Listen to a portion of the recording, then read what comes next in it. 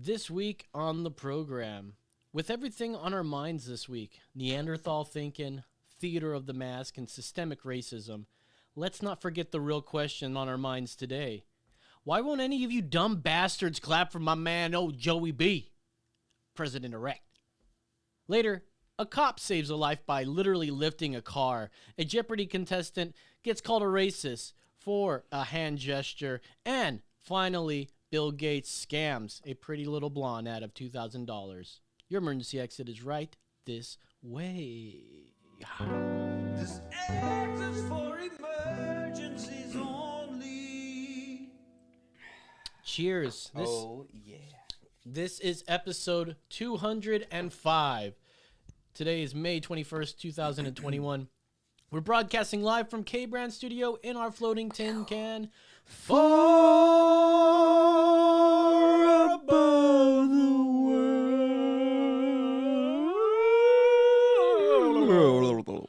That was terrible at the end. We could have finished strong, but we didn't. No, I mean that we shouldn't. It's part of the gig now. It's part of the gig. Yep. We are indeed live. It is Friday night, 10 on 10. That is correct. I am Los. You can follow me on Twitter at That's Right Los. Yeah. Joining me as always is Tio Tomas himself. Exactly. Tio Tomas. David Aguilar. You could follow him on Twitter at The Holiest. Actually, you can. I'm off Twitter. But you can't follow me on Instagram. No, you can't follow him anywhere. Yeah, on Instagram you can. On yeah. IG. IG, holyhispanic.com. Hispanic. I'm just kidding, not Not .com. the, but you can just go Holy Hispanic. Or the Holy Hispanic. Making sure we're streaming live. And are we live? We are live. We My live. man, We're live. not Juror 52, Brandon, the Hard Hat Mitchell. How y'all doing? Hey, my man. It's crazy how much we have to say that because so many people do ask. Well, you don't know how many calls that he's received. I've stopped Threatening- responding to the show emails. It's crazy. Yeah, I mean, he's got a lot of right-wing guys yelling at him, calling him a fucking black He goes, you suck BBCs is what they keep going. He goes, I've never watched that station once, and I had to tell him what BBC. He's like, I'm not a fan of Piers Morgan. He's like, I'm done. Piers Morgan's off of. I know, man. Too. He's out of there, man. Well, he got shit for the whole Meghan Markle. Yeah, that's some bullshit. All right, let me tell you a little thing that's on my mind real quick. My drive up to Brandon's today. So I have to drive about 40 miles to get up here. And I like to sit in the fast lane, the left lane, and you just go. Lap in the fast lane. You're just able to go. Like I'm going 80, 85. And there's a car in front of me, and I like to have enough distance in case I have to fucking brake. And it's not like a huge. It's probably a car and a half, maybe 2 cars length. Which should be. And we're going 85. We're going fast. And so there's cars that are behind me, and I see them get into the ground, and they hop right in front of me just to be a length car ahead of me. And this is pissing me off because now I have to sort of back off a little bit because I'm going to give you the same amount of room. Yeah.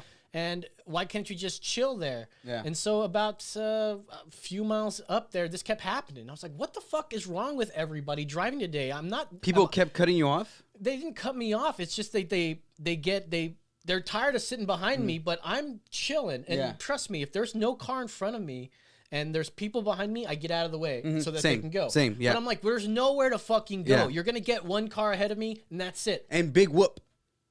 You're not going to get one car ahead of me. You're going to get ahead of me, and you're not going to be any closer. And so I like to do this little thing when people start pissing me off. Is where I just keep going, and I start seeing them do that, and they're coming over, and they sort of get aggressive, and they start driving a little quicker, and then you just speed up. You speed up, and then eventually cars are coming this way, and so they have to get right back behind you. And this guy did it like 3 or 4 times, man. And I'm like, what are you doing? Stop. I'm going to keep doing this to you. Do you see that I'm going fast enough? We're going fucking 85. 85. How much faster do you need to go? We're not even allowed to be going that fast. Yeah, I know. But I live life on the fast lane. Hey, bro, and that's a frustrating thing. Like, people here in Austin are just like, why do you... What? We're going to get to the stoplight at the same time. It is so crazy. Why do you need to go that fast? You're being irresponsible. And so it kept happening, and I love it. So for the rest of the trip up there, anytime somebody was getting quick, and I was like, nope, going quicker, and then I won't tailgate, but I go quick enough, and then what I also do is I make sure I time it too with the cars that are on the second lane there, because those are going to help me. Because then you want them to block him in. Yeah, I feel you. It's so good. And then this one fast car was getting, was like swerving around, and he got behind me. and there was a nice big semi, and I was riding nose to nose with it. So I created a block for this guy, and he couldn't fucking go left. He couldn't go around me. He got stuck behind me for a little bit, and I kept speeding up a little bit, and he got around and got out of it. If you're watching tonight, this is the guy. And I did want to That's the mention, guy. if you were out there and you got caught behind a fucking white car that just kept getting in front of you, Just kept tickling your balls. wouldn't let you get ahead. Sorry about that that. guy. Not sorry. You drive like an asshole, and I stayed in that lane the whole goddamn way, all the way up from Kyle all the way up to Round Rock. Damn. Drove it all the way up that same lane for 45 minutes is what it takes me to get out here. So if you're on 35 and you drive like that, F you. fuck you in advance. Yep. All right. So speaking of fuck you in advance, Now that we got that out of the way. we need to get into the nitty gritty of the brew world.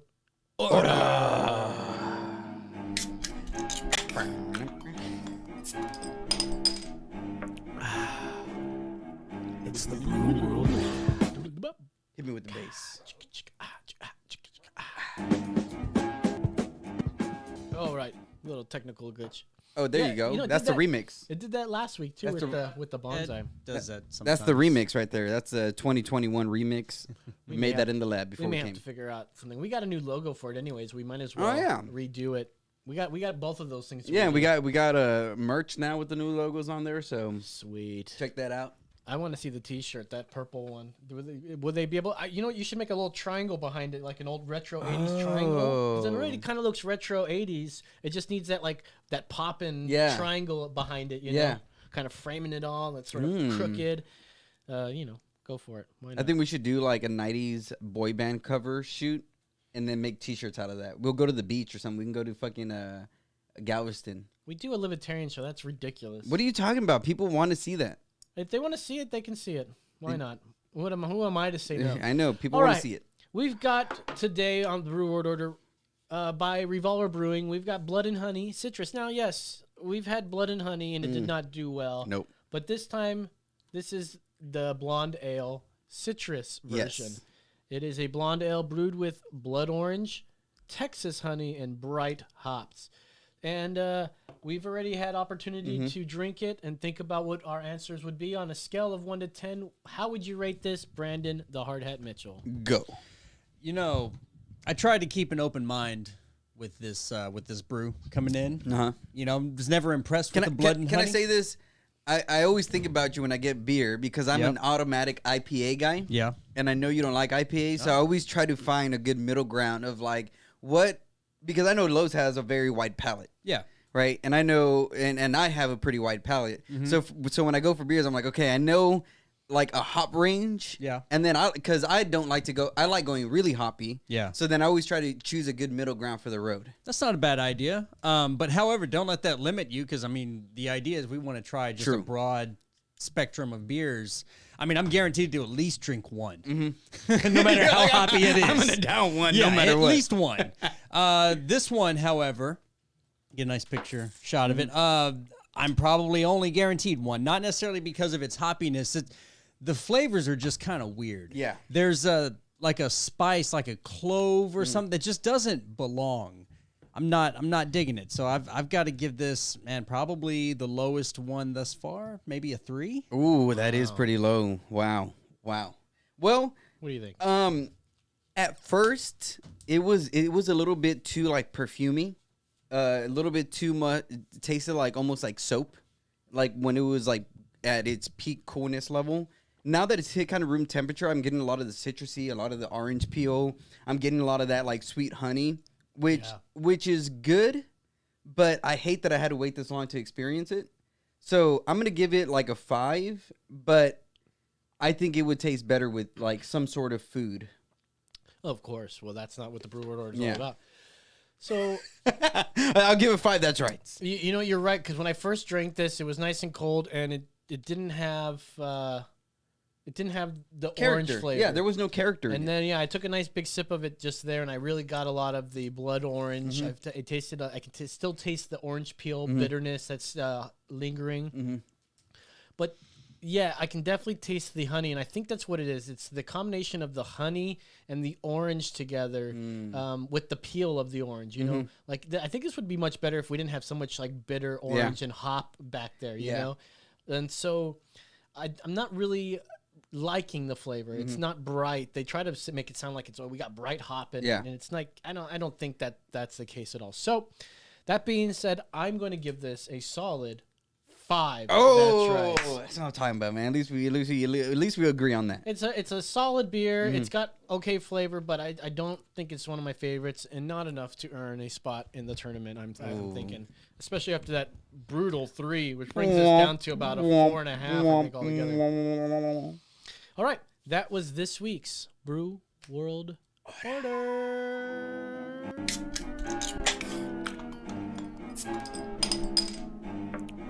It's my favorite song on the show. It's the Brew World.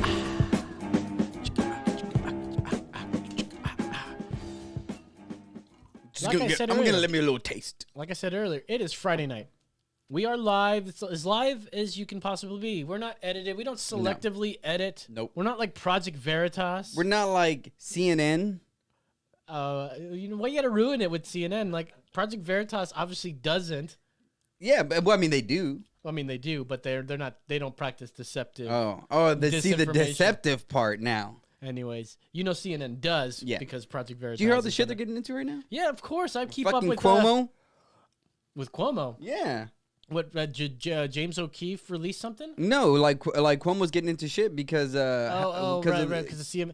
Yeah, well, we talked about that on the show. I believe. because it came out that he was involved with his brother, like the way the media was handling everything with his That brother. all and the came sex. out like not too long ago. Yeah. Mm-hmm. I mean, yeah, but we talked about when he was on with his brother, right? Talking about while all the patients, all the old people were dying in the nursing homes, you know? Yeah. That's when we were calling him out and saying, Yeah.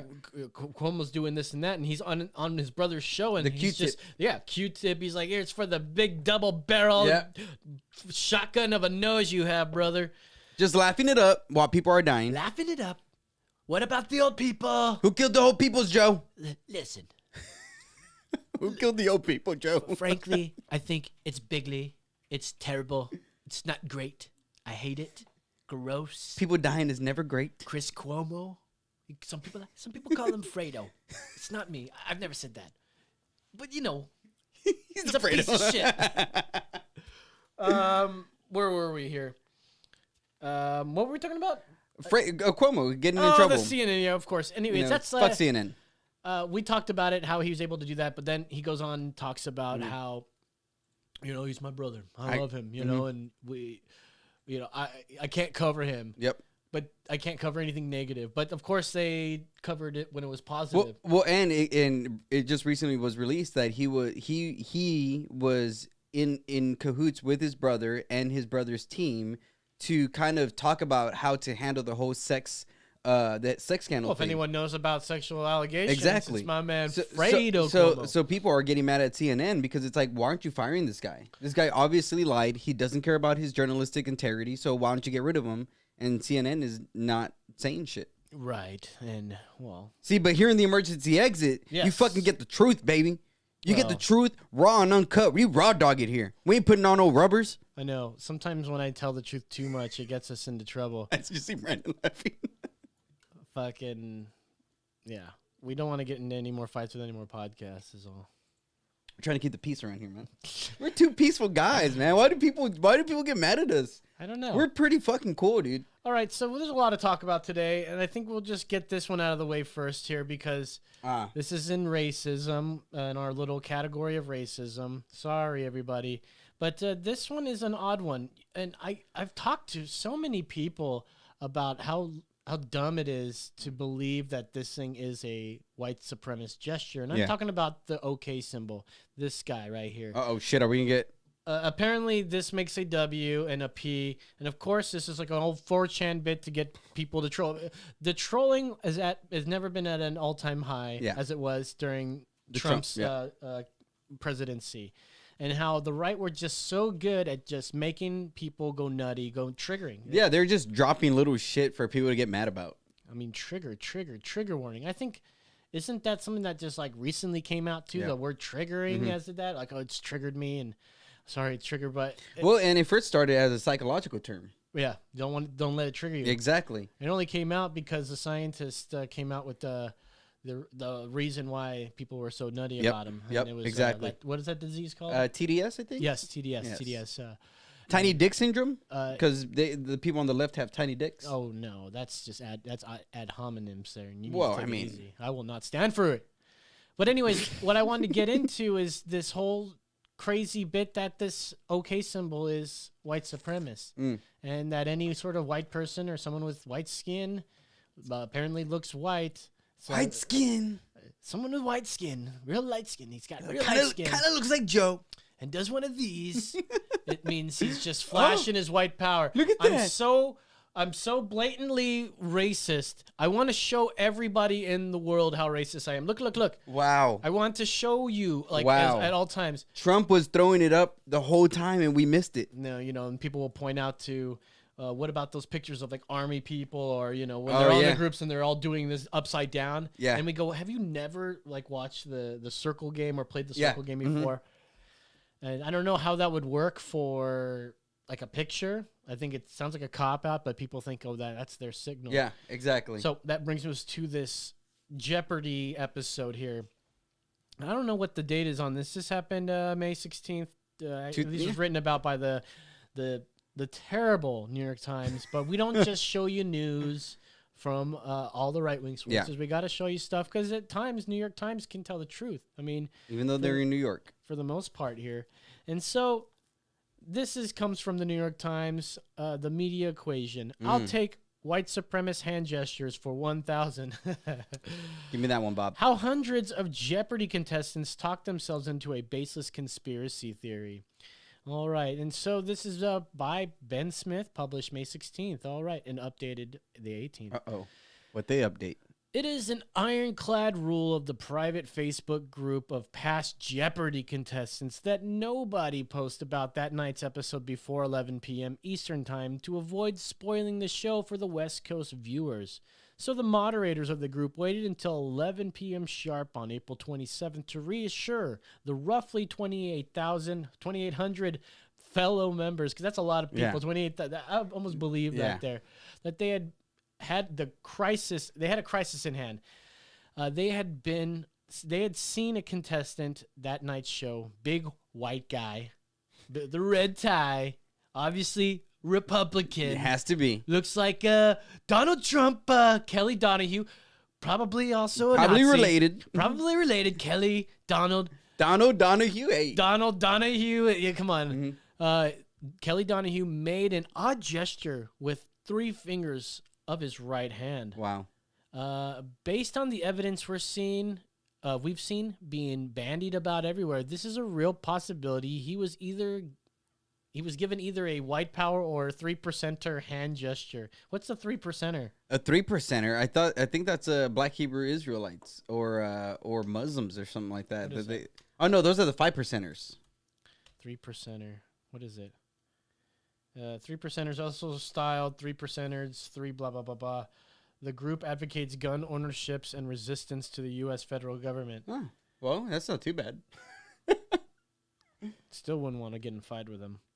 Fight with those guys. Well, he's a bona fide racist, you see. bona fide racist. He's got his bona fides racist. All right, so a middle school, this one moderator, a middle school teacher who was on the show about 5 years ago, according to screenshots provided by another group member, and though, quote, we can't know his intent, unquote, he continued, quote, we're not here to provide safe harbor for the white supremacists. You want to scroll that up there. They weren't the only ones who noticed the gesture. About 50 viewers. You hear that? 50 viewers. They a had whole tweeted about 50 it, viewers. suggesting variously that it was a symbol of the Ku Klux Klan or of QAnon. Oh my goodness. And Jeopardy contestants searching Mr. Donahue's personal Facebook saw what they had considered other damning evidence, including a picture of Mr. Donahue in a red MAGA hat. No, the smoking gun evidence. You guys He see? had the MAGA hat. One leading member of the group wrote a public letter. Another emailed the Anti-Defamation League to report this. This today. I need to report this right now.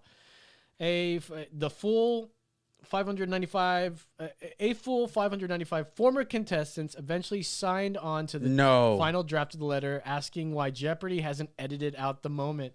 It went on to proclaim, "We cannot stand up for hate. We cannot stand next to hate.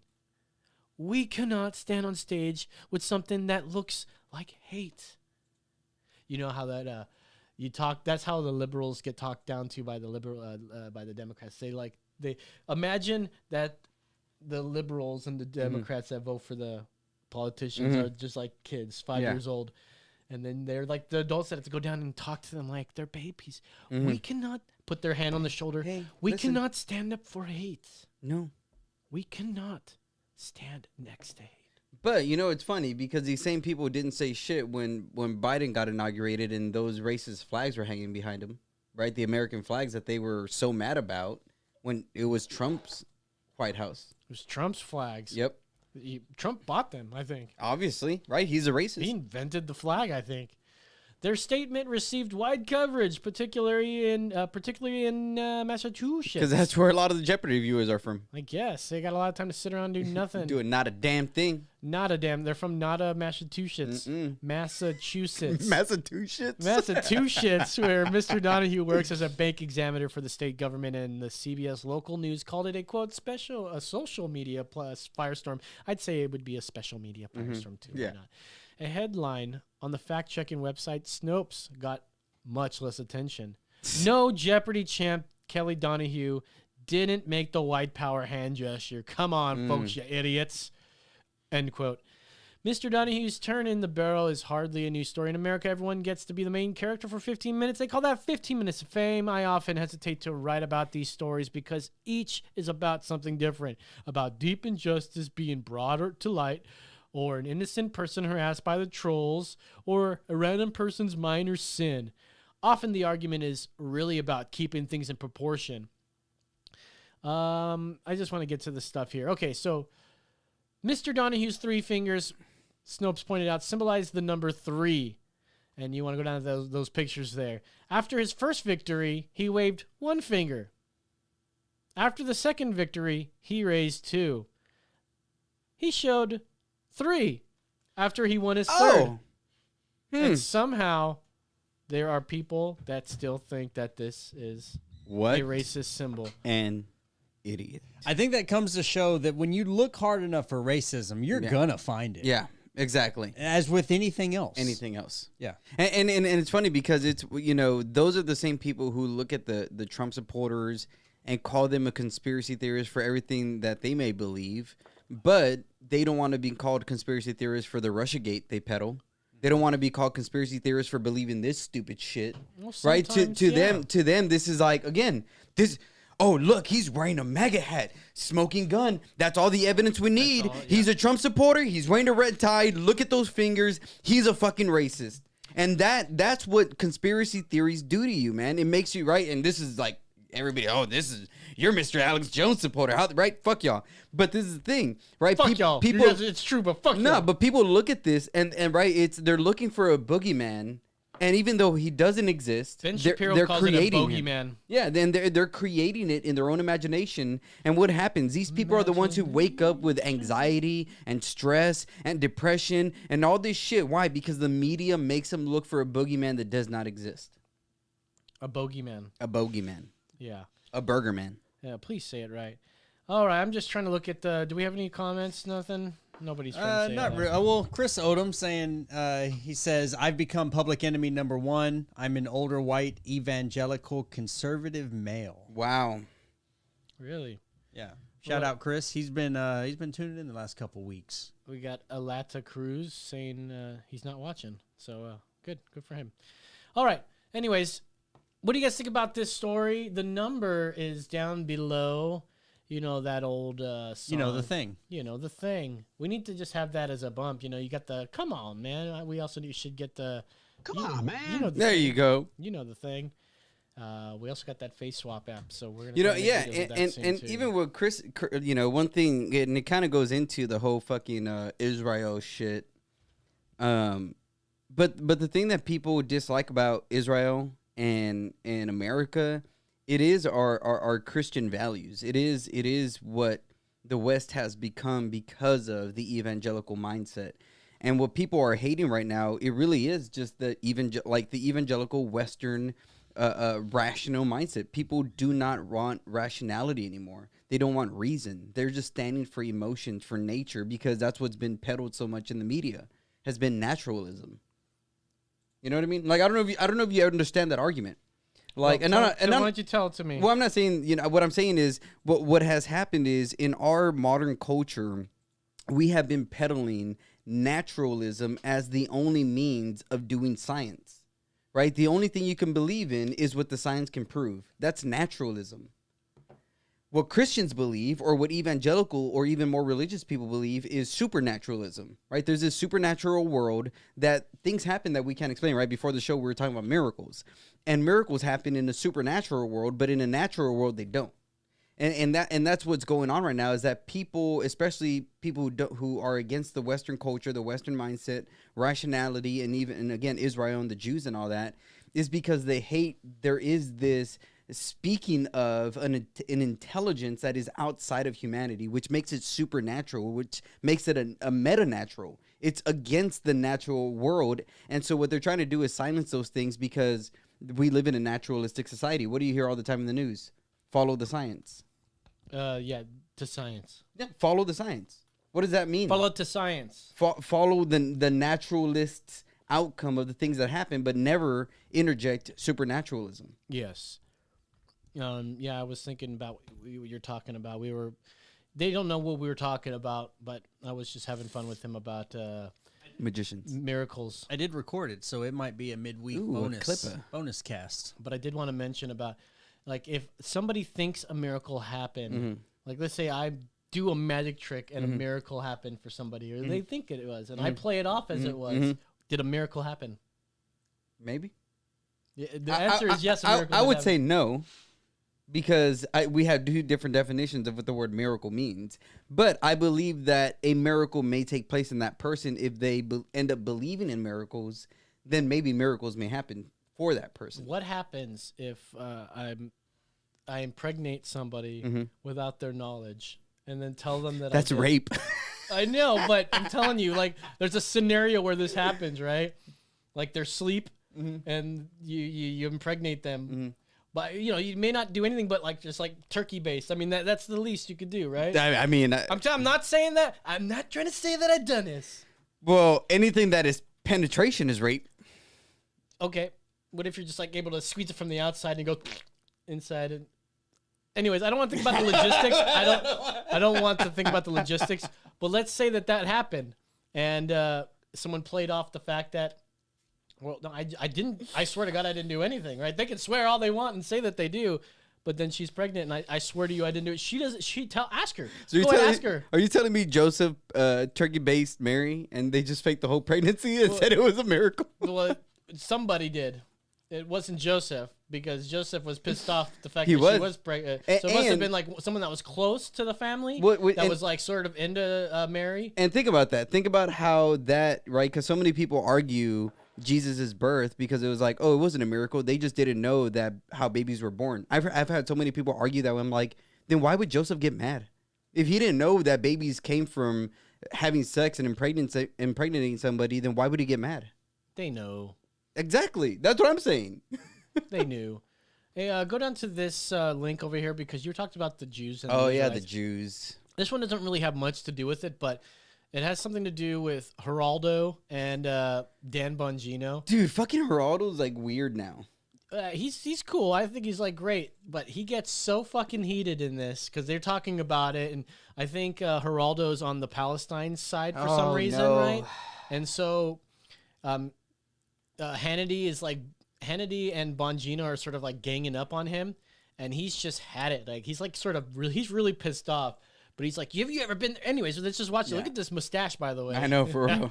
Shocking and outrageous to me that in all the discussions of what's happening in Israel, the fact that Palestinians are being killed at the rate of 15 or 20 times the death toll among the Israelis, including children, is absolutely. Geraldo, you used the word let me abhorrent. stop you. It is abhorrent to me. The Palestinians how are about digging they themselves stop- out from how under about- the collapse of their buildings.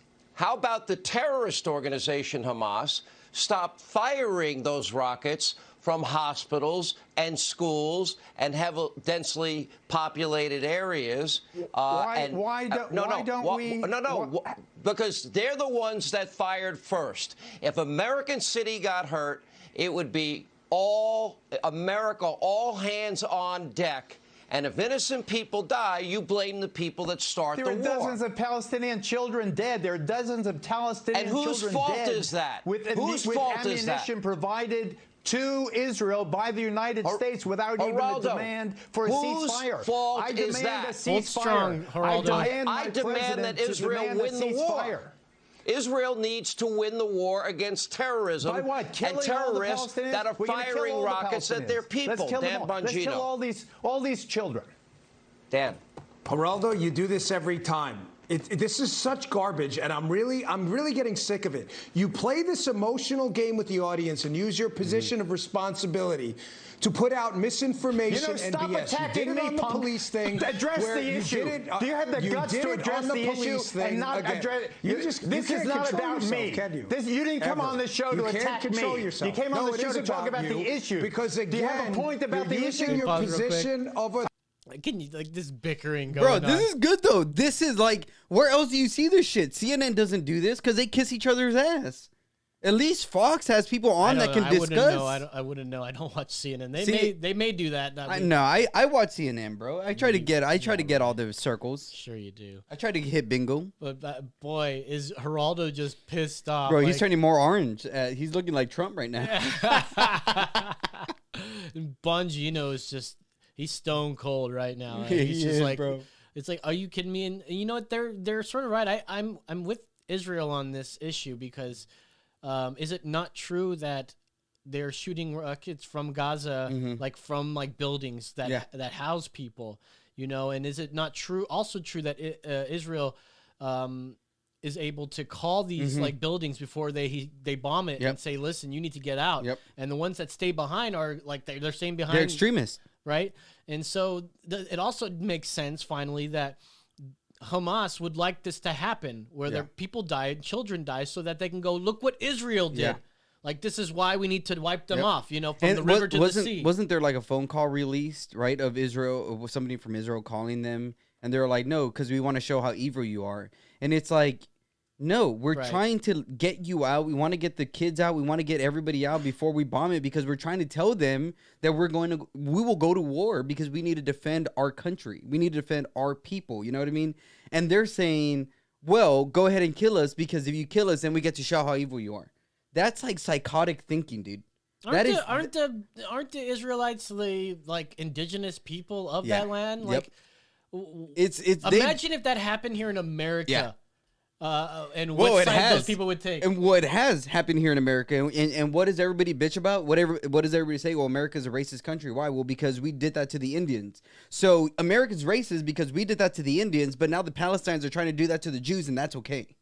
How is that a sound argument? Again, like, follow the logic. If you're going to argue this way and follow these points and apply that same argument to what you're about to do right now, and they don't. Very good. Geraldo, go ahead. I'm sick of you, Bongino. I'm sick of you. That You're are a punk. absolutely outrageous. You're a punk. What? Geraldo, You're a you're punk. an uncontrolled lunatic. Geraldo, I'm sorry. let him talk. Because you can't go on the air. I'm an out-of-control Can you calm lunatic. down? Yeah, you really need to calm down. I'm a 10-time Emmy winner Maybe with try deep a experience in the Middle East. Right, guys, have you ever even been there? Have you ever been there? Point, Sean. I've covered Hasn't he been in war? I make my point when he stops There's talking. Secret Service. Geraldo, When he let him stops talk. talking, I do have a point. If your point is about me, I'm not going to stop. If your point's going to be about me, I'm not going to stop. Geraldo Rivera does not understand that Hamas doesn't believe in Israel's right to I'm outta exist. here. Hamas wants the Jews dead.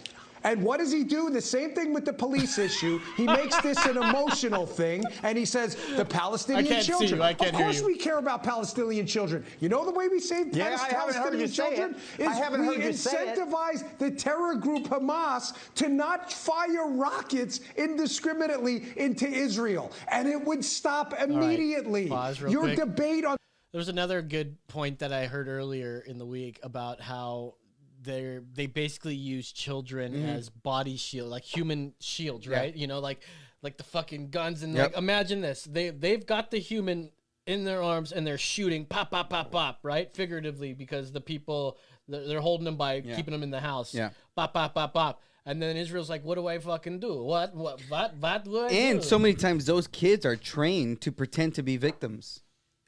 Even worse. Yeah. And then when the kid dies, it's no big deal because they go, look what Israel did. Yeah. That's all it is.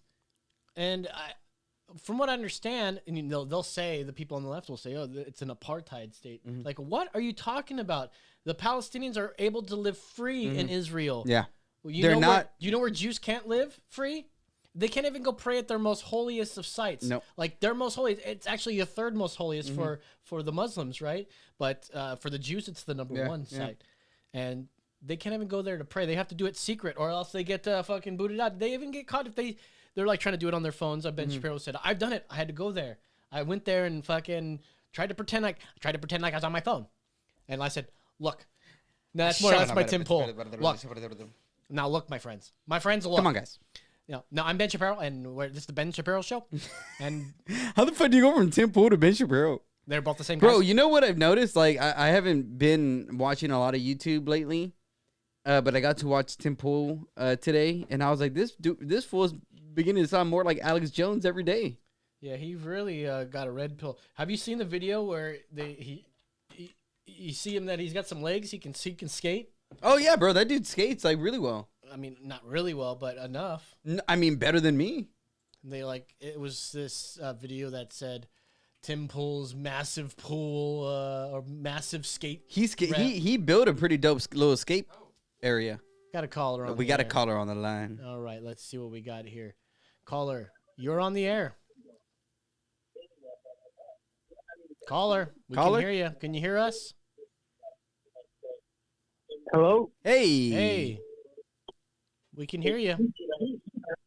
Okay, I just want to say that you two are a bunch of morons, assholes, son of a bitches. Ooh, I like that. How dare you?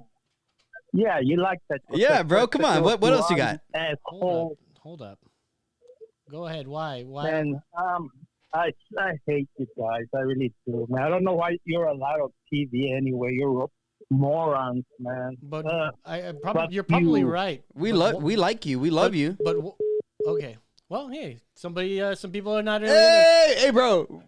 We got called assholes, bro. Shit, and it's not even 11 o'clock yet. Well, you know what? You need to calm down when they talk like that. We got to find out why they. Yeah, man. You gotta get better at that. What did I say? You just gotta let them talk, man. I just said I didn't say anything. I just said yeah, we love that. Well, I don't love that. And I wanted to know why. I don't mind that he thinks I'm an asshole. All right, take it easy. I just want to try to give them more space to talk and don't let's let them finish talking before we answer. Sorry, dude, you don't like us. I wish you'd tell us why, but I'm sure it's for stupid reasons anyway. So let's move on to the next thing. Oh no, I think we're done with Geraldo. Are we done? Are we done with Geraldo? Yeah, he just gets a little bit mad, and I think the funniest part is when he turned around because that's pretty much the funniest part. You think he's mad because people started noticing his bald spot, so he turned around and was like, "Oh fuck, I didn't want people to see that." All right, let's go ahead and what should we do? Let's go into Theater of the Mask. We got 20 minutes left, so we're gonna do this here. So. Obviously, y'all know that masks are optional at this point, and feel free to wear them if you want, but you're the one that denies science, I'm sure now. Good job, Texas. But I wanted to play some videos here. So this is Faucio Marx almost admits that masking after your vax was theater this whole time, and this was earlier this week, so let's go ahead and pop this on. Dr. Fauci, thanks for joining us again this morning. Let's pick up where Stephanie just left off. What's your message to parents this morning whose kids are unvaccinated? Well, the same as Stephanie just mentioned, and that is that the CDC recommendations still maintain that for children who are not vaccinated, obviously, most children are not, 12 to 15 are getting vaccinated, that indoors they should still wear masks, and that's the CDC recommendation. Will that change as we get more and more information, as we get more and more people vaccinated? Certainly, we have to keep up with the evolving situation. George, we're not going to have kids at that age vaccinated for at least several months as we get towards the end of this year and the beginning of next year. Okay, let's talk about the lifting of the mask mandates that we're seeing in many states, like here in New York. Other states are not ready to do that. 12-12. Is the CDC basically saying whichever choice? Yeah, go to 12-12. I mean, 2-12, 12-12, 2-12, 2-1-2. I forgot to hyperlink that. Because some are maintaining a mask mandate and others are not. How has it changed what you do when you wear a mask? Excuse me, how has it changed what you do? How has it changed your mask wearing practices? Well, you know, George, I'm obviously careful because, I mean, I'm a physician and a healthcare provider. I am now much more comfortable in people seeing me indoors without a mask. I mean, before the CDC made the recommendation change, I didn't want to look like I was giving mixed signals. But being a fully vaccinated person... I didn't want to make it look like I was giving mixed signals. So therefore, again, admitting that you held back professional opinion on something because you didn't want to make yourself look bad or... I mean, obviously, if you thought that it was going to be safe and you knew it was going to be safe, you're a scientist and you can go along and say, I believe that this will be. The CDC still needs to recommend this for us. But... I was going to say, not only that, he's been vaccinated for months now. Yeah, one of the first. So there's no reason for him to wear a mask, so he's been contradicting himself the entire time. You understand, I was wearing double masks. And why? Because why are you wearing double masks, Fauci? Well, I wanted to have sex with my wife, and she would not allow me in the bedroom. Without two masks? Without, she wouldn't even let me do finger stuff. Oh. So you couldn't do mouth stuff? Not even mouth stuff. Wow. How did that work? Well, we cut a hole in the sheets. Of course. But I'm reminded of not too long ago, I think this was just I think we played this 2 or 3 weeks ago, where our man, Randy Paul, he roasted Fauci about theater of the mask. And listen to what he says here. Scientific studies have shown significant numbers of reinfections of patients previously infected or previously vaccinated. What specific studies do you cite to argue that the public should be wearing masks well into 2022? I don't think I know what you're talking about, Senda.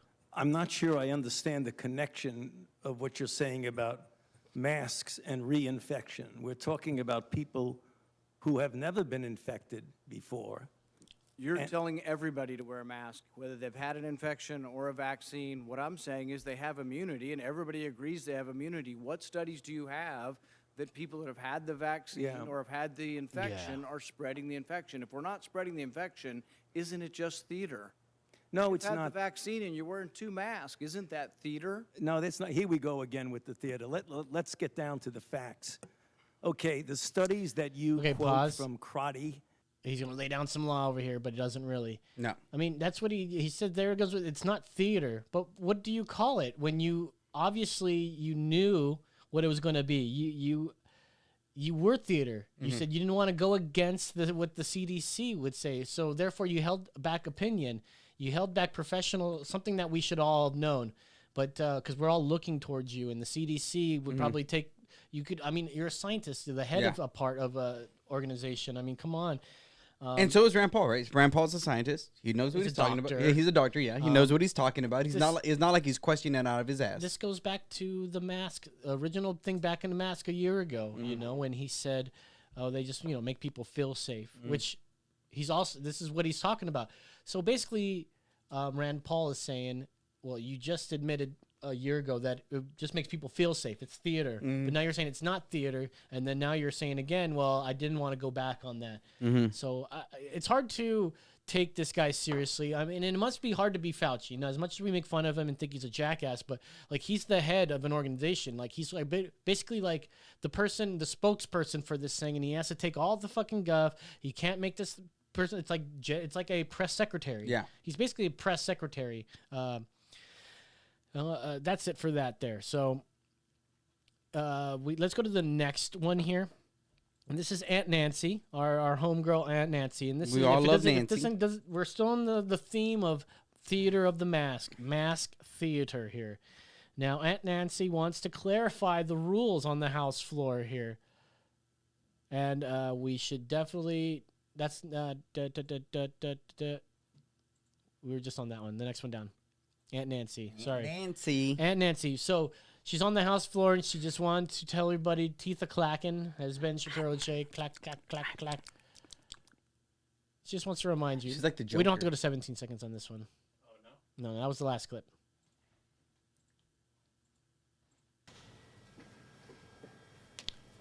And she looks like she, she's looking pretty good, actually.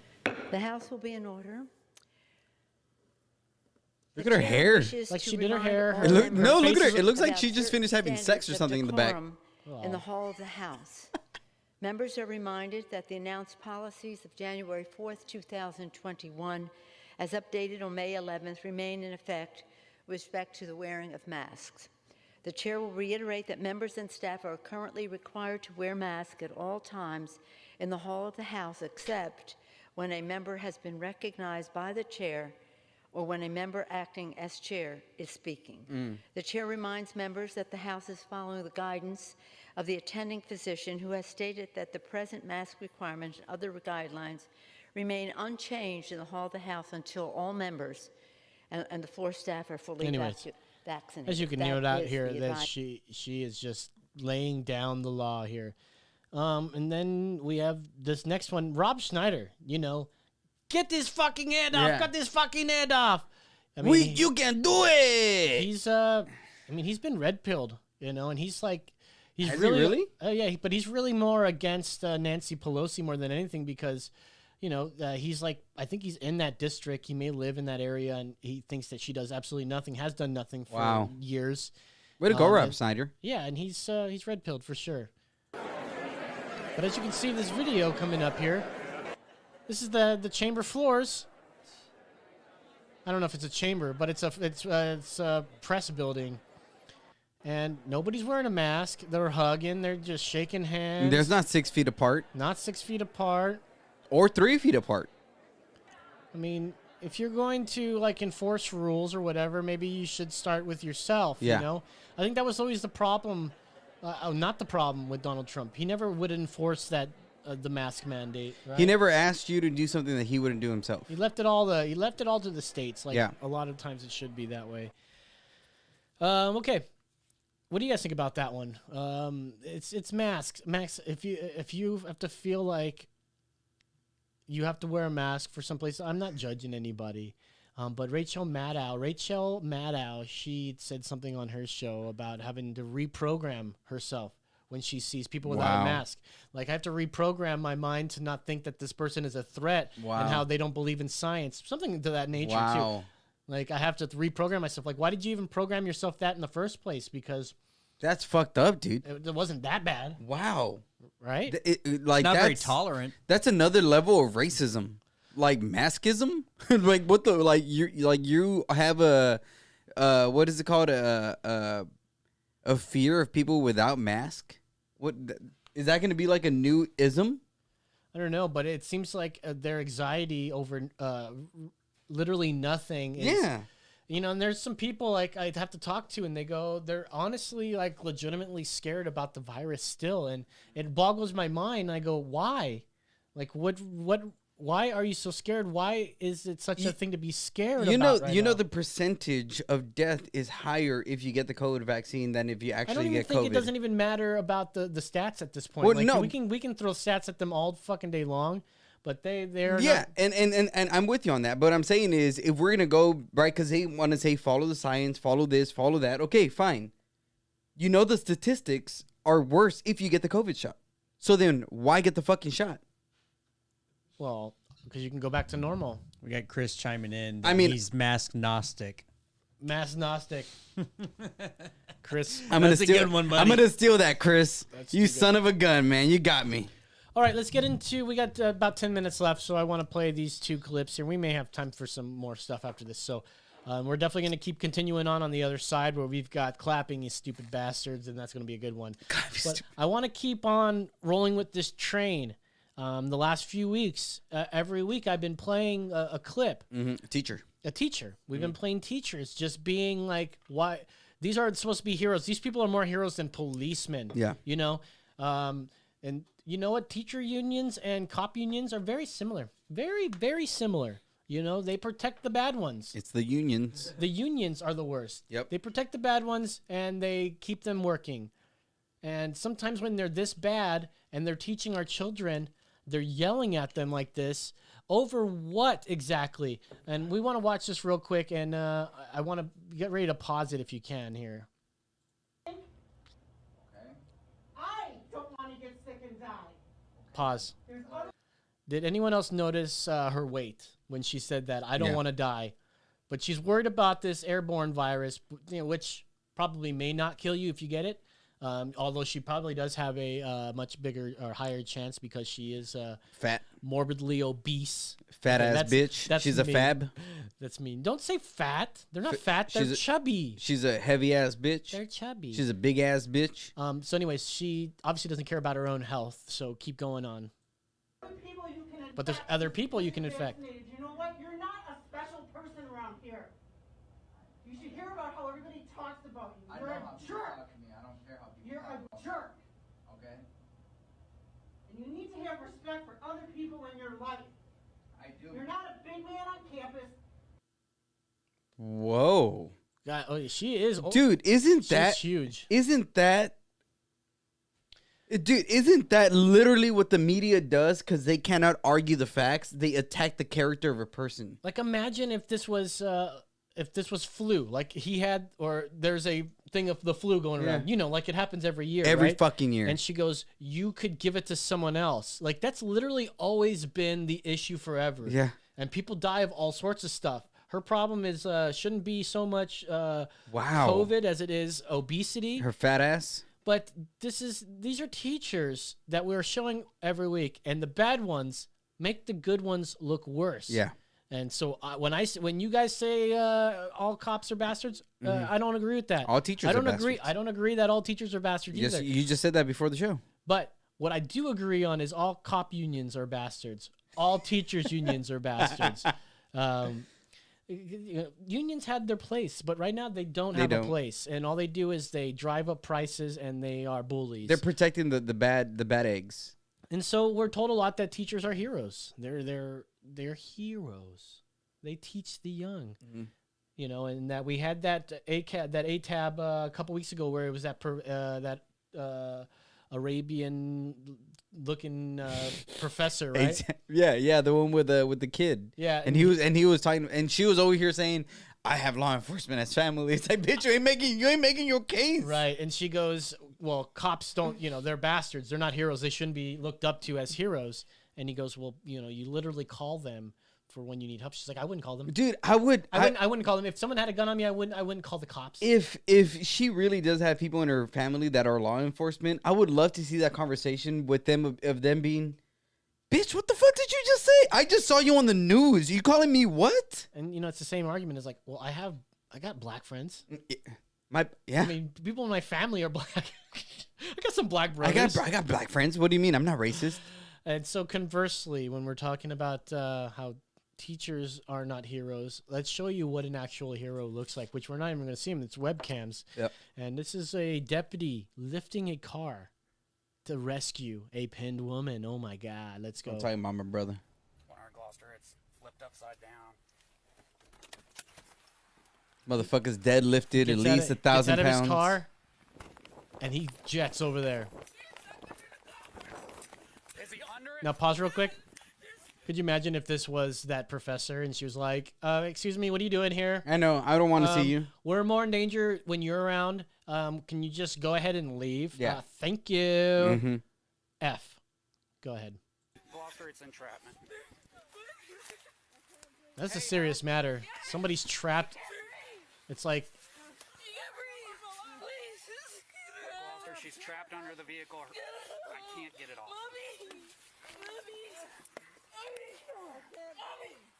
listen to this guy. Gloucester, her head's pinned. The car's upside down. Come here, buddy. It's in a ditch. Come here. And look at how calm he's being. So calm. Listen to them.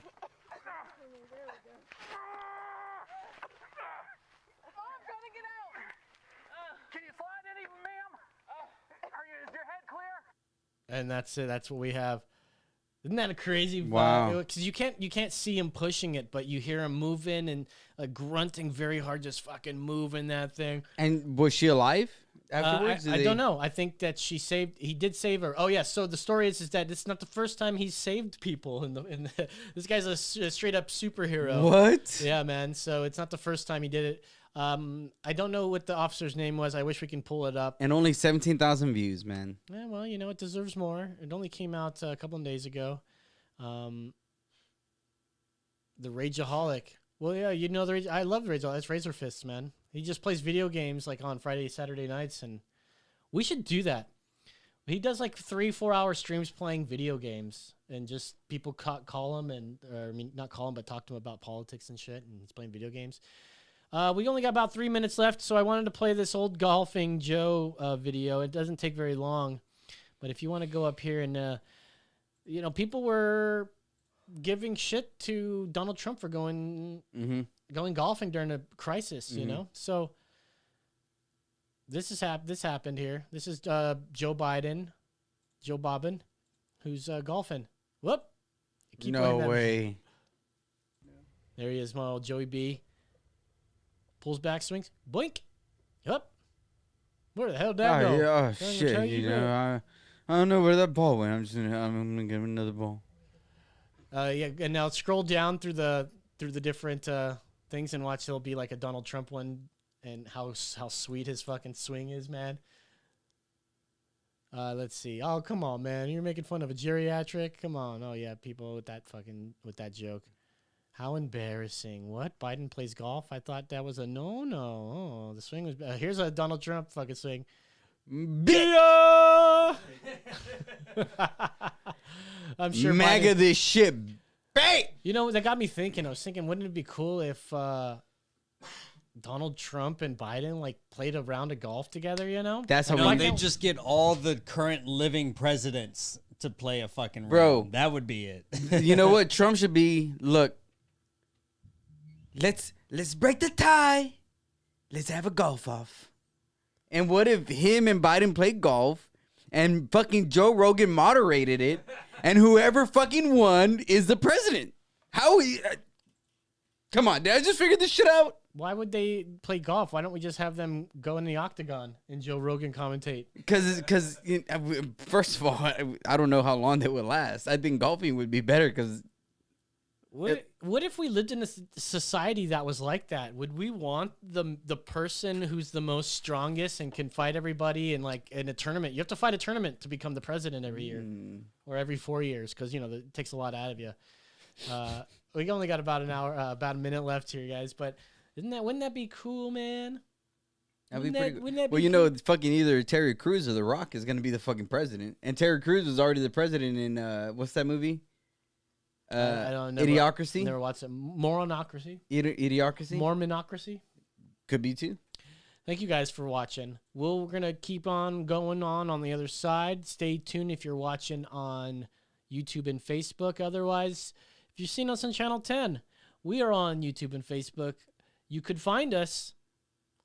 Our name is Emergency Exit Podcast. We've got lots of cool merch. I'm wearing one of our shirts now. It's the old logo. We got new ones. I'm gonna order one of the new ones soon. Me too. We should do a sort of giveaway. So in the meantime, keep on listening. If you guys be cool, stay hip, all that good stuff here. So for Brandon, for David, for Los, see you on the other side. Welcome to the other side. Welcome to the other side. All right, so fuck. This is where we talk more shit. Dude, I fucking love these peanuts, man. They're pretty good. But it's because protein, bro. I need protein in my body. Gotta give you some protein. You give me a couple seconds, and Hey. I'll give you some proteins here. All right, so where are we on here? So let's go. Since we were talking about masks here, I want to go up to this here because Texas celebrates 0 COVID deaths 2 months after Biden mocked its reopening plan, and a lot of you, and I'm sure the people that are watching this at this point are fans of ours and probably side with our bias. But there's people that are on the other side.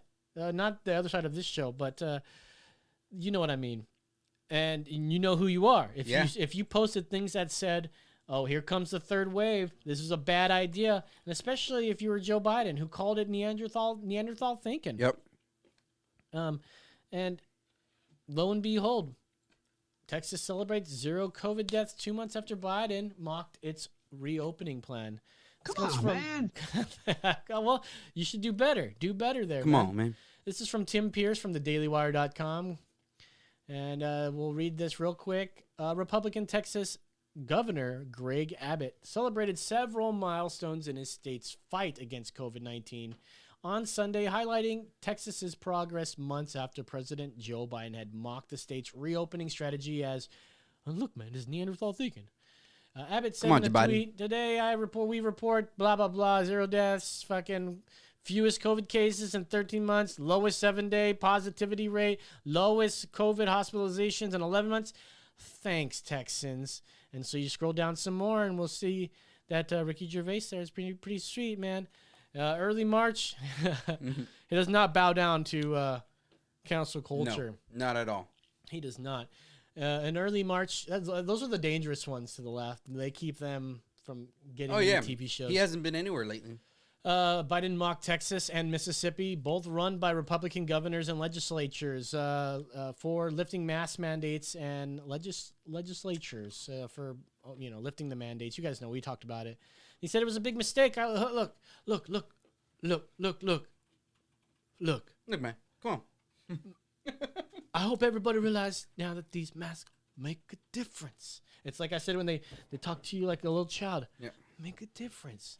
We're on the cusp of being able to fundamentally change the nature of this disease because of the way in which we're able to get vaccines in people's arms.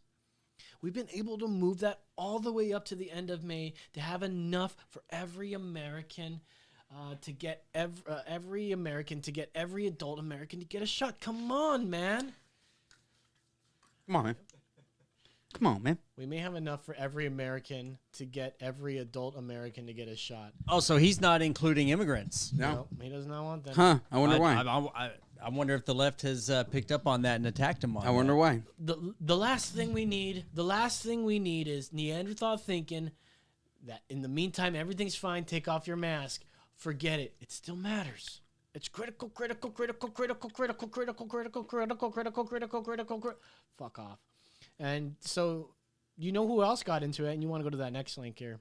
You know who else got into it? Tell me. Oh, just another, loser from Texas. You know who it is? Joe Rogan?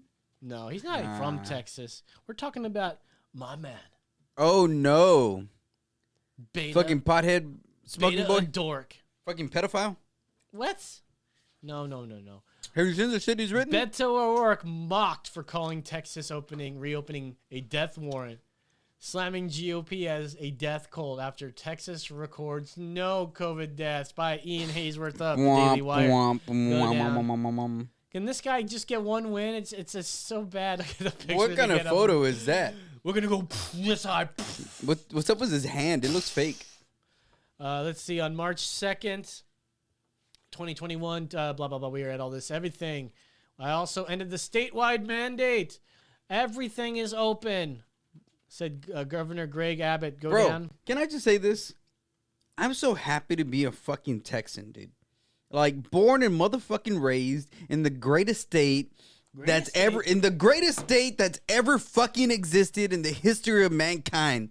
Texas is the shining star. It is the lone star state that tells everybody else, get your shit straight. If not, we're going to bring our motherfucking guns out, get our motherfucking horses and our hats, and we're going to be riding in. Pew, pew, pew. Talk correct. We'll get raped. So I want to go down to the tweets where people are, giving it to him. This is so Beto. His original tweet from March sometime. Death warrant for Texans. Add them to the 44,000 plus killed as he failed to confront the pandemic and botched the vaccine rollout. For those who froze to death because he cares more about the energy company's profits than keeping Texans alive. Abbott is killing the people of Texas. Yeah. So did anyone else know that it was going to fucking snow for a whole fucking week here in Austin, Texas? No. All right. Well, I kind of knew, but. So like Greg Abbott, he knew. He's like, hey guys, listen, we have advanced knowledge that it's going to snow for fucking a million days. like never before. No one's ever seen it. Well, I'll say this much: people knew, Abbott knew because he even had a conversation with people before to get ready for this. It was just the people that he spoke to didn't implement certain things that they should have implemented. So even what Beto is saying, it isn't all on Abbott's shoulders, but he likes to put it there because he's a Republican. Of course. Well, of course. So let's go down to some tweets, some more tweets here. So we read all that in the last one there.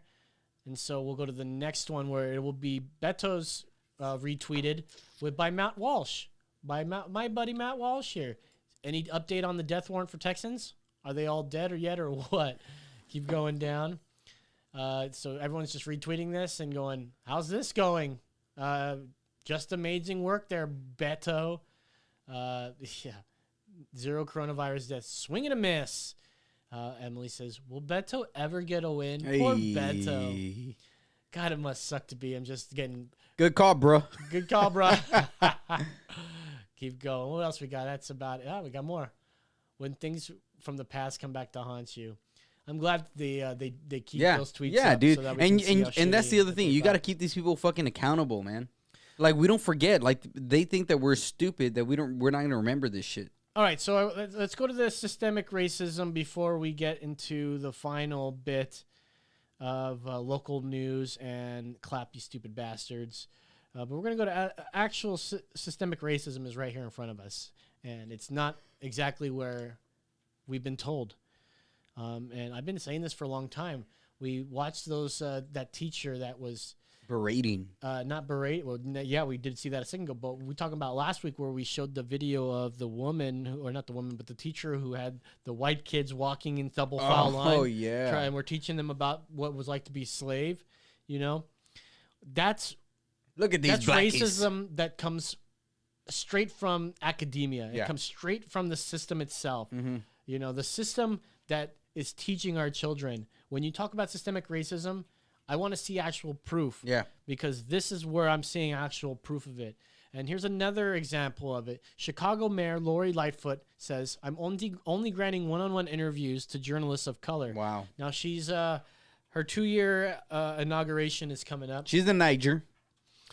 Don't say that. Come What? on. I didn't say the... I know you didn't say that word. I was but gracious. I know you Do you want me to say it? No, I I'll don't say want it. you to say the word. I'm but gonna say it. Come on. You don't even know her, and she may be one after all. But let's take it easy. Just say you bleep. see what Los just did there, Brandon? Just say bleep, okay? He flipped the script on me, man. Damn. She's a bleep. You can say that, and I'll be happy. Okay. You bleeping bleep. You don't even know what I said. A B word. This comes from USA Today. Chicago Mayor Lori Lightfoot announced Wednesday that she will grant one-on-one interviews to mark the 2-year anniversary of her inauguration solely to journalists of color, saying she has been struck by the overwhelmingly white press corps in Chicago. Can you imagine if we read this as a white, this mayor was a white? So let's go ahead and read that again as a white person. Chicago Mayor Karen Lightfoot. Karen Heavy Arms announced Wednesday that she will grant one-on-one interviews to mark the 2-year anniversary of her inauguration solely to journalists that are white, saying that she's been struck by the overwhelmingly black press corps in Chicago. I ran to break up the status quo that was failing so many. Heavy Arm, who is white, tweeted, also issuing a detailed letter to City Hall reporters on her decision. That isn't just in City Hall. It's a shame that 2021 City Hall Press Corp is overwhelmingly black in a city where more than half of the city identifies as white, Latino, AAPI, or Native American Indians. Asian, African, Pacific Islander. Thank you very much. While the move isn't unprecedented in recent years, it drew fierce scrutiny among the city's press corp beyond members of the media, quickly taking to Heavy Arms to task her for her decision. Heavy Arms' choice was made public late Tuesday when longtime WMAQ WMAQ TV, political WMAC. WMAC. Yo, you're on WMAC, You political on reporter. WMAC early in the morning. Tell me what you got today. All right, so a heavy arms choice was made public, and then a longtime political reporter Mary Ann Ahern, who is black, tweeted about it. A post that drew more than 5,000 comments. Some praised the mayor, while others were angry. Quote, I am a Latino reporter, Chicago Tribune, whose interview request, I'm a white reporter whose interview request was granted today. However, I asked the mayor's office to lift a condition on others, and when they said no, we respectfully canceled. Politicians don't get to choose who covers them. Wow. Now, of course, if you joined us, if you're just joining us, I'm a Latino reporter whose interview request was granted for today. However, I asked the mayor's office to lift this condition to others, and when they said no, we said, fuck you, and we're done. We said that nicely. We respectfully canceled. And this is the issue, right? It's racism is hating somebody else for the color of their skin. This is exactly what she's doing. Well, plus power. Power. Yeah, I mean, if we're going to use their definitions, we need to be prepared to fight them with their own words. And when they say power, is the mayor not like the top person that's like under the governor? Yeah. Like she's like second in charge of the state? Yeah. Or the city? And this mayor is a black woman who has power. Like, how is she, right? If you think about it, how is this black mayor less privileged than a oh, is she lesbian? Yeah. Oh shit. I mean, of course she would be. The way she looks. She's checking all the boxes. Well, I'm just saying, bro, the way she looks, ain't no guy gonna fuck her. But when you look at her, I mean, when you look at her, her wife looks like a dude. But the thing is this, man, like, dude looks like a lady. When you see something like this, it's alienating to everybody, except people who are racist. Let's go to the next. Well, I thought it was interesting, real quick, and I don't chime in too much, but you know, the Latino reporter's like, hey, hang on, like you would have given me this you know, sit down for an interview and do all that, but this isn't right for you to just make these terms like that. Like it doesn't matter which way it goes. You know, if you're black saying that, white, it doesn't matter. Like, it's fucking racist.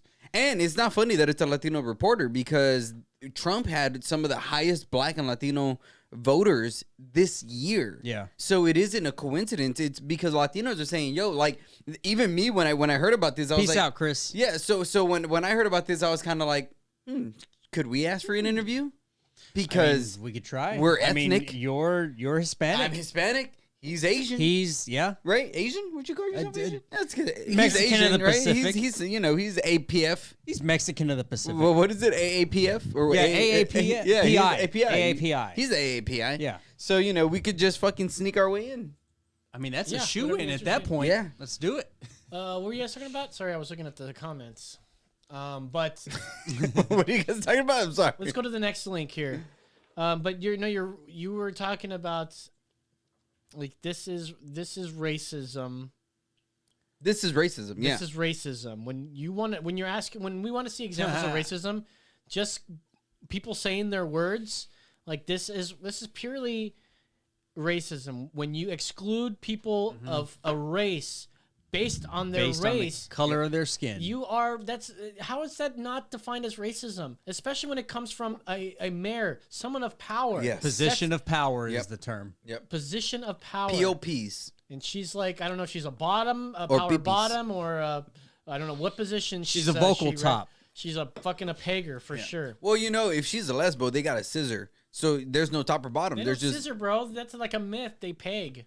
They strap on. It's called tribbing. Is the documentaries I've seen. Bro, heart just fucked me up right now. What the fuck, bro? Like, am I that lost in time that scissoring is not a thing anymore? Well, I'll give you some good documentary bro, you websites. motherfuckers over here. Oh, it's pegging. Actually, it's fucking a trebuchet because you gotta launch shit from the other room into the vagina, and if you do that shit, then you fucking killed it. Yeah, but you got to get the counterweight just right, because if not, you overshoot, and then you end up with a fucking bukkake. A bukkake. Good thing this is the after hour, bro, because I don't even know what the fuck we're at I'm gonna right have now. to mark adult content when we mark this later. You know, when you talk about trebuchets and lesbians, shit's getting crazy because there's big balls involved. Okay, but this is All about right. what Tulsi Gabbard to calls Tulsi. for Chicago Mayor I Lori forgot I wanted to Lightfoot do bonsai. to I'm resign. gonna put the link up here. So Tulsi wants her to resign over. I mean, at the end of the day, you're fucking inadequate. You're ill-equipped to be a mayor if that's the way you fucking view people. Like we'll you're get like to that she's link in a little like bit. she's viewing race. She's not seeing people. Right. And so I'm going to continue on here because there's backlash. So we got Tulsi Gabbard, who we all had high hopes for, but She was a Russian, so she's a Russian. Obviously, we cannot trust her as far as we can throw her. And this comes from the Gateway Pundit. This is Tulsi Gabbard calls for Chicago Mayor Lori Lightfoot to resign over anti-white racism. What? Anti-white racism? You don't say. Former Democrat Congresswoman Tulsi Gabbard is calling for the resignation of Chicago Mayor Lori Lightfoot for anti-white racism. Lightfoot has been facing backlash over her anti-white racist plan to only allow black and brown reporters to interview her about her 2-year anniversary in office. On Friday, Gabbard called for Joe Biden and Kamala Harris to join her in demanding Mayor Lightfoot's resignation. That ain't gonna happen. Scroll down. On Friday, we said that Mayor Lightfoot's blatant anti-white racism is abhorrent. I call upon President Biden, Kamala Harris, and other leaders of our country, of all races, to join me in calling for Mayor Lightfoot's resignation. Our leaders must condemn all racism, including anti-white, Gabbard tweeted. Doesn't that sound just right? Yeah. Like, why is that even controversial? Yeah. Including anti-white. Well, obviously, people think that just because you're white, you're racist. Yeah, automatically. Which is, in fact, like racist. That's racist in and of itself. I'm sure one day we're going to get to a point where, like, they're going to see that and they're going to, like, pretend they're going to gaslight and, like, no, we were never like that. It's also because that's in the music industry. Like, if you listen to a lot of hip-hop music, especially if you listen to Wu-Tang Clan and a lot of these, like, heavy black influence rappers, it's hatred for white people is just what they say. Like, fuck whitey, or, anything that has to do with that. There is automatic hatred towards white people. And which is funny at the same time, because how the fuck does Eminem get through? How is he not cultural appropriation?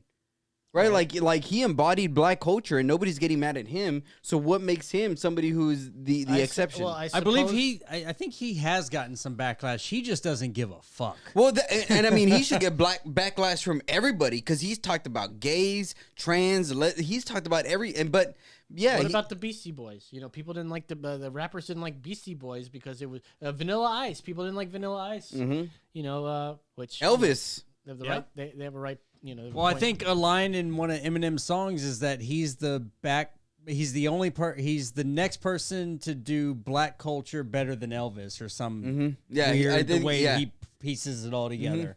Mm-hmm. And that's the thing. It's like, okay, if we're like, it's not the right that came up with cultural appropriation. It's the left. So why are you still accepting so many people and alienating others? How are you not calling that racism? It makes no sense. It's the intention. Right. Yeah. So Tulsi got in on it, and then that made me want to go to Twitter and look up anti-white racism. Uh-oh. And so if you want to go to this last tweet down here. Look at Tulsi being all happy. Yeah, this comes from Tulsi Gabbard's Twitter. Mayor Lightfoot's blatant anti-white racism is abhorrent. We read this already, and so I want to click on it and read some of the reactions here because this is where you're going to find the good stuff here. Is this a parody account? What?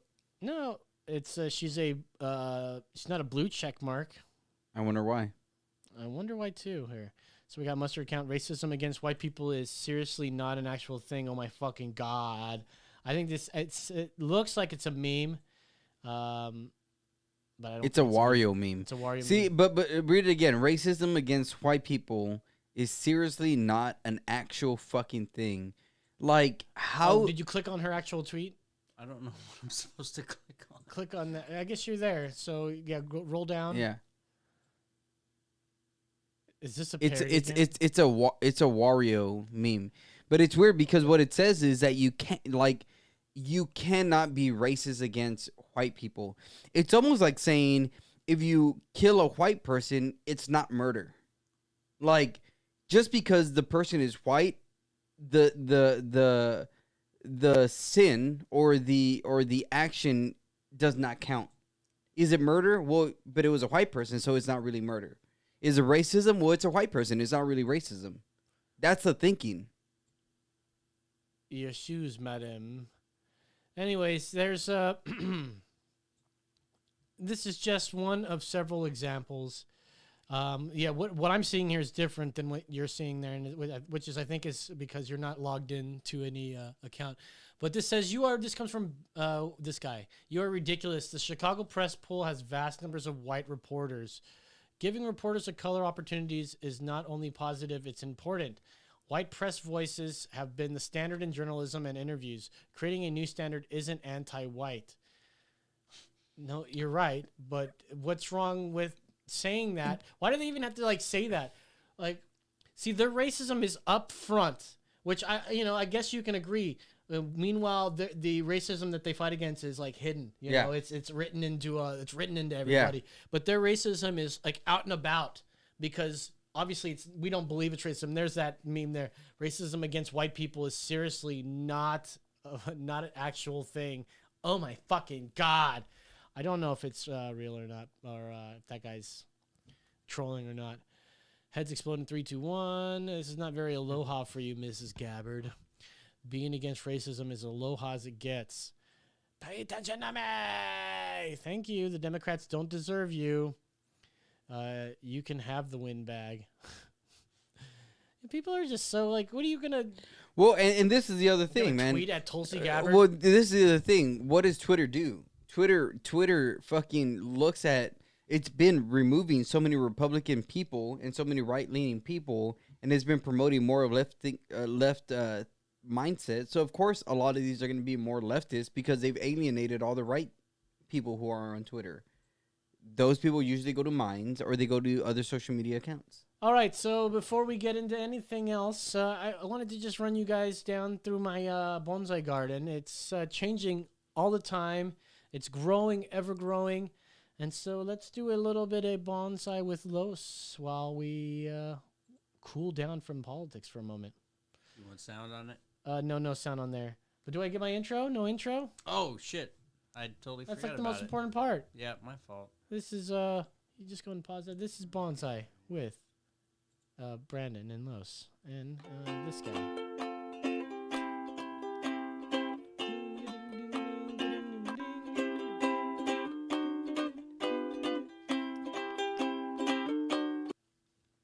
Yeah, did it again. Mm-hmm. Bonsai! Yeah! Bonsai! I love that. It's one of my favorite. It's one of my favorite intros of all time. We'll figure it out. Anyways, one of the greats. So this week we've got my garden. You see, I got this mandarin tree. It's like a little balls. Yeah, a little orange mandarin. So we're back here at Conifer Corner here, where I've got my beautiful Cascade. Have you brought that one in the show yet? I brought that one in. I thought so. So I got some strawberries, and they're already starting to turn red, which means I think that pot is way too small for them, and they're not able to grow big. I got this really cool rosemary that I got recently, and that's a rosemary bush. You know, it'll grow up to be really cool looking, but it makes the bark on it's pretty gnarly, and it makes for a pretty cool little bonsai. We've had the gemstone hinoki on before, pretty recently. Oh, that's a beautiful one up there. What else? Oh, so this is a lot of ways. You can propagate stuff. I need some more of that, obviously. It's all gone.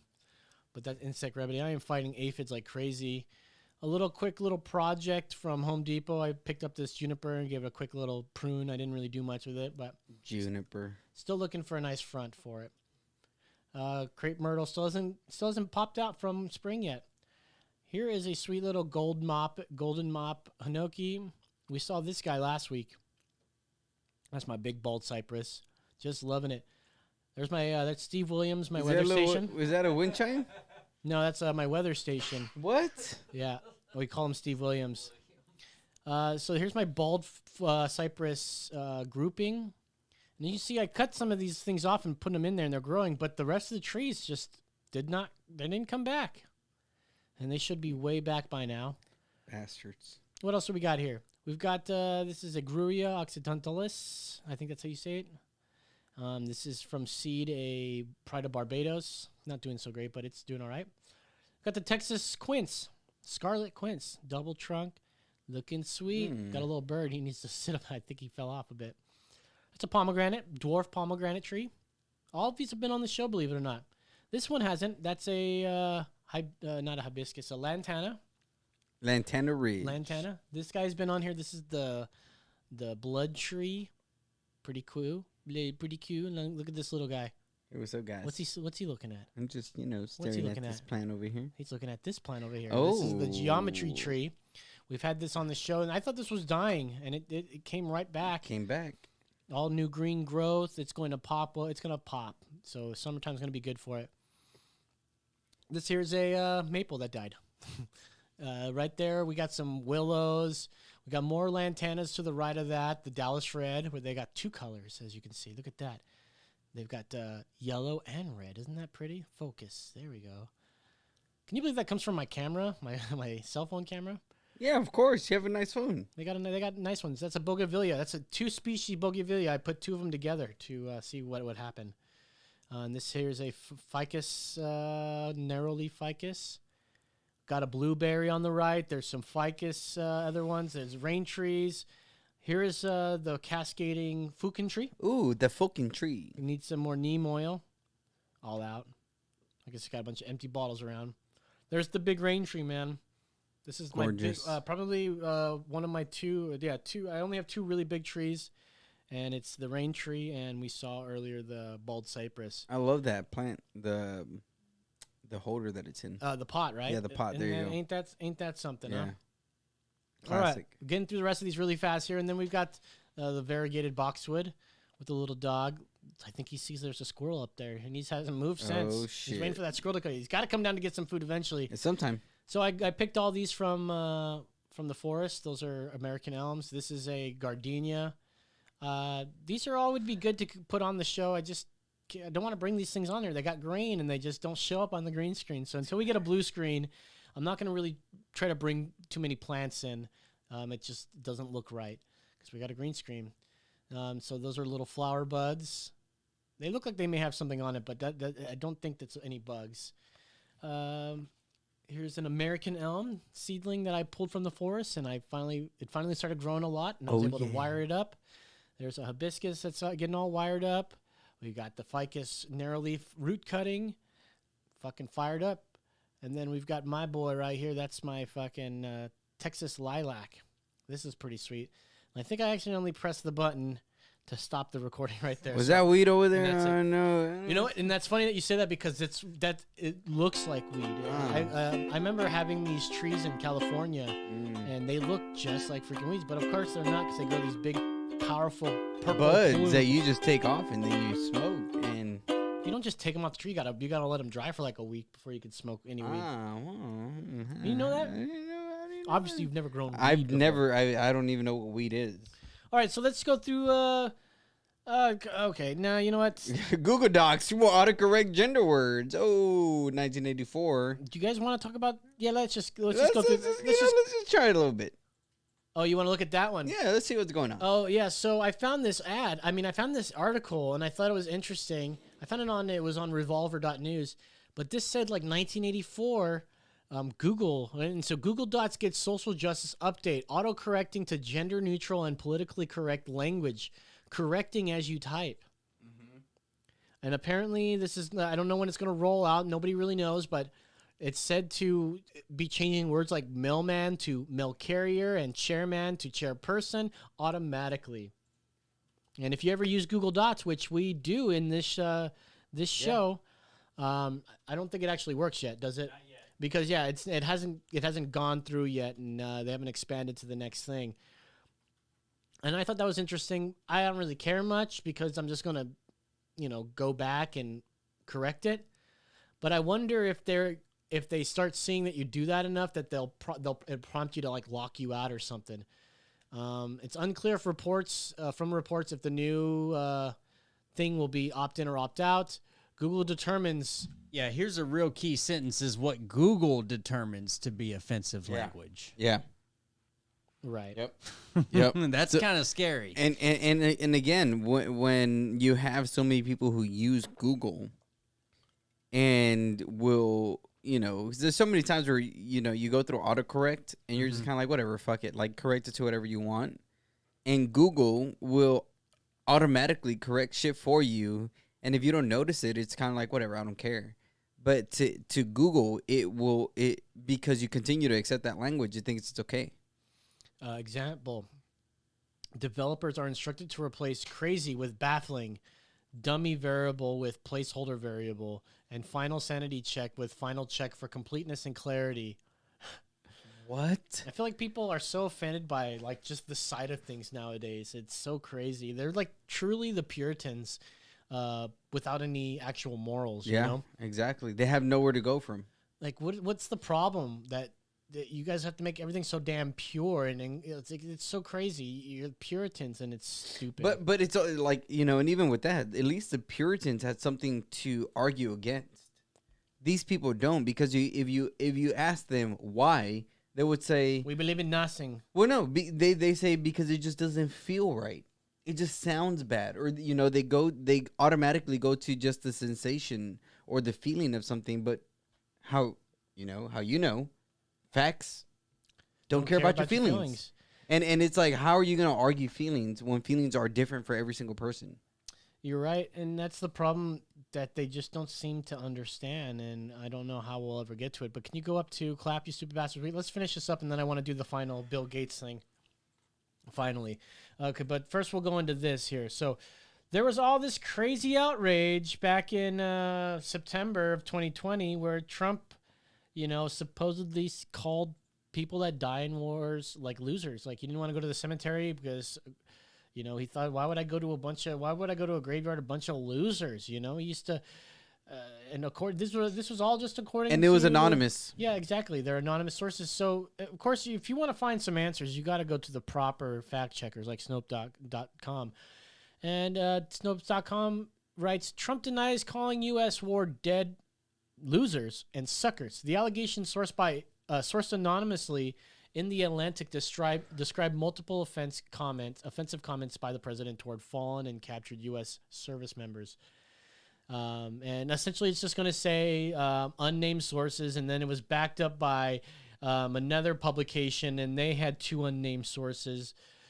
I can come up with a lot of unnamed sources to call you things. Yeah, and say we have a things lot of like them. that. And this came less than 2 months from Election Day, mind you. So that's just a quick flashback, okay? Because the bottom line of what they're saying here is that there was no video, no actual real evidence except for experts, if you will, quote unquote. These are unnamed sources, and who knows if the sources are actually real or not? Because people are, especially in the news, are very prone to not even try to back up their sources with factual information. And matter of fact, you want to go and ask Trump. Trump said, I will. Of course, Trump would say no. So that's not really good things here. But can you go to the next link here? So we just have reports of Donald Trump saying that. People in his administration that hated him. People that worked in the White House aides that hated him, that would leak things all the time. Of course, you may be able to find 1 or 2 of them that would say some terrible shit to make him look bad. It seems reasonable. But when you have a president, or even if you have Joe Biden, who would say something even worse. He said something even worse. I wouldn't say if it's even worse, but it's caught on camera. So let's go ahead and I think you can just play that from the beginning, can't you? Incredibly good judgment. 1, I married Jill, and 2, I appointed Johnson to the academy. I just want you to know that. Just clap for that, you stupid bastards. They're really showing themselves to do really well. Okay, good. Okay, I did call that the right spot. So, of course, if you want to go and we got a fact check. Obviously, if there was a fact check out there, we would know if this was true or not. So, of course, you just plug it into the old Google machine and you get the fine folks at USA Today fact checking. Fact check. Joe Biden called troops stupid bastards, but only jokingly, which is obviously true. Okay? The claim... Former vice president called troops stupid bastards. Yes, he did. Yes, he did. Of course. I don't know if they even tried to make a fact check for Donald Trump because there's nothing to fact check. They can't fact check a rumor. So there you go with that. And at least this is what I want. But what did they say about it? I don't want to read USA Today.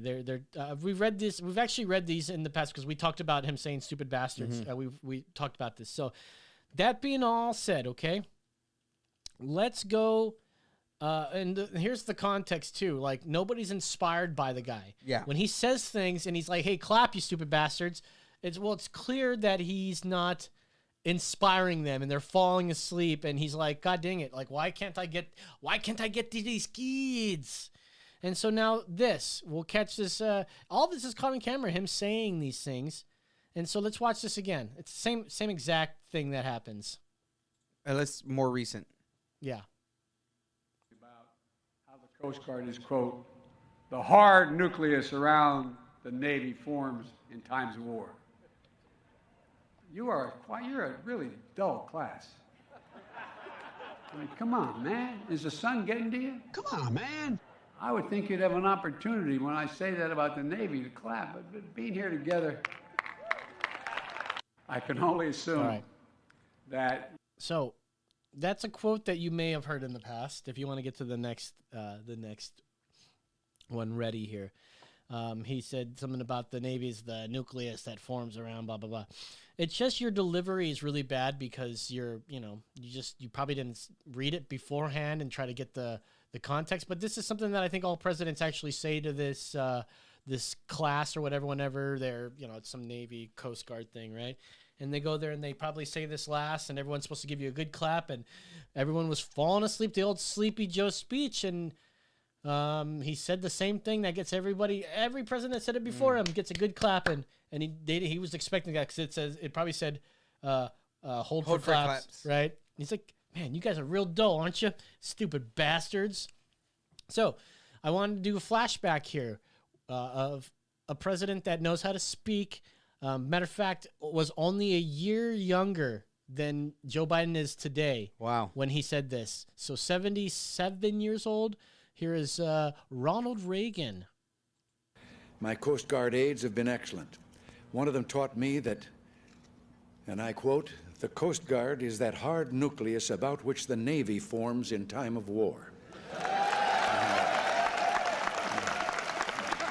I can only assume that you will enjoy educating your family about how the Coast Guard is, quote, the hard nucleus around the Navy forms in times of war. He totally botched really it. Dull class. Wow. Isn't that so good? Who said it better? Wow. And it's so good. And remember, they're only 1 year apart. Well, obviously it's not 1 year apart, but that also shows even like whether or not it was the troops were asleep or they were tired or they were bored. He just fucked it up in general. Well, not just that. It may even just show how much they respect the president, right? Like, look at how they respected Reagan. They actually believed it when he said it. They didn't believe Biden when he said it. You can tell that it was just this. It's because Reagan had a good fucking delivery. Yeah, I mean, as an actor, you you believed him when he said it. Again, whether he was acting or he really meant it, you believed it. His delivery was just hands down so with Joe much better. Biden, it wasn't. Yeah. All right, let's finally go to our last links for the day, and they're on the very bottom called Bill Gates here. We're gonna get through almost all of our news today. So a girl basically DMs Bill Gates, and let's follow her little story here. Can we make it big? Is that, you can just pull the screen back or. Literally shaking as I make this. We'll pause it so yesterday, I DM Bill Gates you fucked as it a up. joke. Obviously, That'll everyone's do. doing it, and I put out my Instagram story, like not. This is why we don't use TikTok. I do want to. Yeah. So I guess just the normal way. Let's go. So this is Little Bo Peaches, and yeah, I guess this is the best we can do right here. I'm literally. What you know about rolling down in the deep when your brain goes What is TikTok? Is it just like a thing where you can play videos or something? We're gonna keep trying Let's this. try this one more time. Because you know they don't want us to see this truth, bro. They're trying to keep the truth from you, my brother. As I make this. Yesterday, I DM'd Bill Gates as a joke. Obviously, everyone's doing it. And I put out my Instagram story, like, not expecting anything. And literally, the next day, I get a DM from him. He said it was on his side account. I cropped the username because I don't need you bitches DMing him. But he literally was just saying, basically, like, send him my card information. I blocked it out, obviously, because I'm not going to give strangers my credit card info on the internet. But obviously, like, he doesn't need my money, so I felt safe. Like, it doesn't matter. But I'm going to wait and see what he says. But he basically said I could have half of Microsoft, and he didn't have a prenup with his wife, so I believe him. I knew I was pretty, but I didn't realize I was that pretty. All right, now I'm go to the next literally one. If we can go to her shaking as I page, make because this. I think this saga goes on for like three videos, and it's just too good. If you just click on her actual like site, because that was going to lead us to all that other stuff too. Yeah, okay. Lil Bo Peaches, go to her name, click her name. Yeah, boy, and then play the one right after this one. Go down. It's not too far down. She's obviously a pretty young lady here. Keep going. Nah, so man. yeah, play that one on the left there. Okay, so I'm reading you guys' comments, and it's really not making me feel great. Okay, so up with I'm this? reading you guys' comments, and it's really not making me feel great. There you go. And whoever sent it to my parents, thanks, because now they're calling and texting me, freaking out.